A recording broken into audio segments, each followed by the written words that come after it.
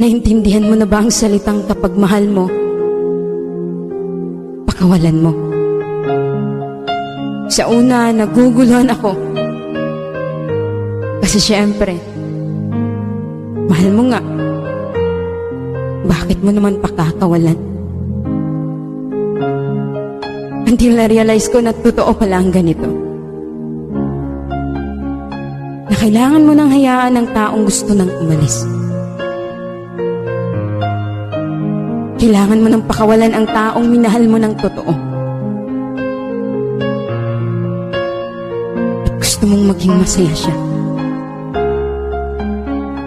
Kahit hindi na ikaw ang dahilan sa ngiti niya.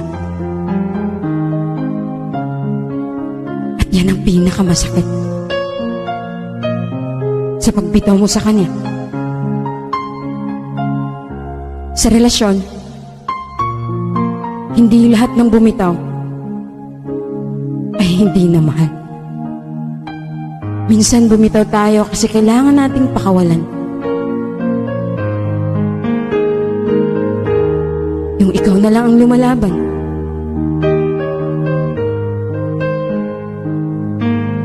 Hirap ka nang iangat kasi. Hinihila naman niya pababa para ikay sumuko na. Kung ikaw ang aking tatanungin, pinakawalan mo ba? O lumaban ka?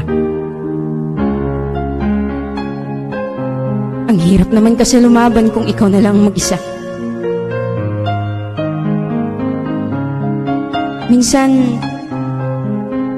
ang tao ay nag-iiba. Hindi mo hawak sila.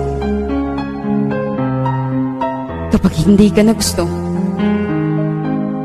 pakawalan mo na. Kahit masakit, kahit alam mong ikaw ang masasaktan, at siya ay sasaya pag bitaw mo sa kanya. Mahirap, pero kailangan. Siguro naman hindi na tayo magmukhang tanga. Kung pakakawalan natin ang isang tao, kahit mahal mo pa.